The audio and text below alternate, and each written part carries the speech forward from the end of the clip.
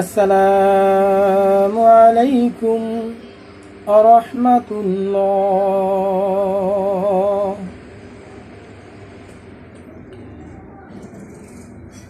নাহমাদুহু ওয়া নুসাল্লি আলা রাসূলিল কারীম। আম্মা বা'দ ফাআউযু বিল্লাহি মিনাশ শাইতানির রাজীম। بسم الله الرحمن الرحيم. ثم لتسألن يومئذ عن النعيم. ثم لتسألن يومئذ عن النعيم.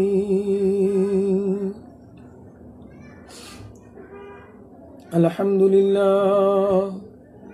মহান আল্লাহ তাআলার দরবারে অজস্র অগণিত শুকরিয়া, যে মহান রব্বুল আলামিন দয়া করে মায়া করে অত্যন্ত ভালোবেসে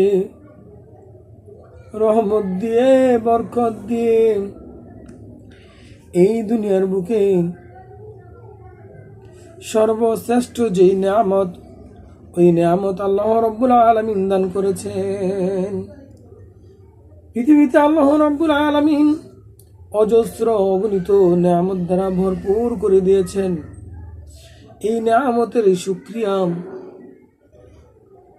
কোনো বান্দা কোনো বান্দির পক্ষে আদৌ সম্ভব নয়। এত নিয়ামত রাজি আল্লাহ রাব্বুল আলামিন আমাদেরকে দান করেছে। সেই জন্য আল্লাহ তাআলার দরবারে ক্ষমা চাইতেছি, ওগো আল্লাহ মাফ করে দাও। আল্লাহ তুমি মাফ করে দাও। এত নিয়ামত দান করেছো, তোমার শুকরিয়া আদায় করতে পারি না। মাওলা তুমি আমাদেরকে মাফ করে দাও। এভাবে প্রত্যেকটা মানুষের দরকার। দেখুন আল্লাহ রাব্বুল আলামিন কত রকমের ফুল দান করেছেন, কত রকমের বৃক্ষ দান করেছেন, কত রকমের সবজি দান করেছেন। কোন মানুষের পক্ষে কি একটি সবজি বানানোর ক্ষমতা আছে নাকি? কারণ নাই। যাই হোক, আজকের যে মূল আলোচনার জন্য আমি আলোচনার শুরুতেই মাওলা আল্লাহ তাআলার আমার আল্লাহ পাকের একটু শুকরিয়া আদায় না করলে নাই হয়। তারপরও শুকরিয়া আদায় কম হয়ে গেছে। কি হয়ে গেছে? বিশ্বনবী মুহাম্মদুর রাসূলুল্লাহ সাল্লাল্লাহু আলাইহি সাল্লামের একটা হাদিস মনে পড়ে গেল। হযরত আয়েশা সিদ্দিকা রাদিয়াল্লাহু তাআলা আনহা রাতের বেলায় নবী এবং তার বিবিগণের মধ্যে একজন কি করেছেন? শুয়ে রয়েছেন। কি করেছেন? শুয়ে রয়েছেন। নবী করিম সাল্লাল্লাহু আলাইহি সাল্লাম যখন রাতের মধ্যরাত্রি হলো, তখন ঘুম থেকে উঠে গেলেন। উঠে যাওয়ার পর বিবিরা লক্ষ্য করলো যে নবী কোথায় যায়। এই আরামের ঘুম তুই শীতের রজনীতে কোথায় চলে যায়। যে দেখে আমার প্রাণের নবী মুহাম্মাদুর রাসূলুল্লাহ সাল্লাল্লাহু আলাইহি সাল্লাম 2 রাকাত, 4 রাকাত, 6 রাকাত, 8 রাকাত নামাজ পড়লেন। কোনোদিন গিয়ে লক্ষ্য করলেন 2 রাকাত পড়েছে, কোনোদিন গিয়ে লক্ষ্য করলেন 4 রাকাতও পড়েছে, কোনোদিন 6 রাকাত, কোনোদিন 8 রাকাত নামাজও পড়েছেন আমার বিশ্বনবী। আরো কম বেশি পড়েছেন। তো যাই হোক, বিবিরা লক্ষ্য করলো যে বিশ্বনবী মুহাম্মদ রাসূলুল্লাহ সাল্লাল্লাহু আলাইহি সাল্লাম যে আল্লাহ রাব্বুল আলামিনের নিয়ামতের শুকরিয়া আদায় করে আর তওবা পাঠ করে। কি পাঠ করে? আচ্ছা বলুন তো, আমাদের পয়গাম্বরের, আমাদের রসুলের, আমাদের নবীর কোনোদিন কোনো ভুল ছিল? কোনো ভুল ছিল না, নির্ভুল ছিল আমাদের নবী। সুতরাং এই নবী কি করেছেন? কুদরতি পায়ে সিজদা করতেন। আল্লাহ গো, তুমি বুঝি যেইভাবে আমাকে দায়িত্ব দিয়েছ আমি তো পালন করতে পারি না। মাওলা মাফ করে দাও। তুমি এত নিয়ামত দিয়েছ, শুকরিয়া কেমনে আদায় করব গো মাওলা, মাফ করে দাও। এভাবে আল্লাহ রসুল সাল্লাল্লাহু আলাইহি সাল্লাম আল্লাহ রসুল সাল্লাল্লাহু আলাইহি সাল্লাম আল্লাহ তাআলা কুদরতি পায়ে সিজদারত থাকতেন।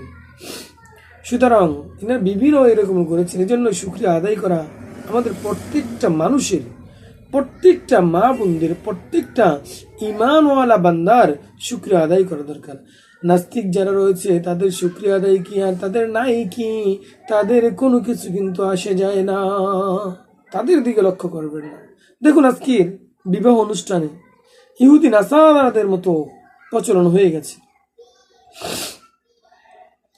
আল্লাহ রসুল সাল্লাল্লাহু আলাইহি সাল্লাম বলেছেন, যে বিয়ের মধ্যে সবচেয়ে বেশি কম খরচ হয় সেই বিয়েটি হলো উত্তম বিয়ে।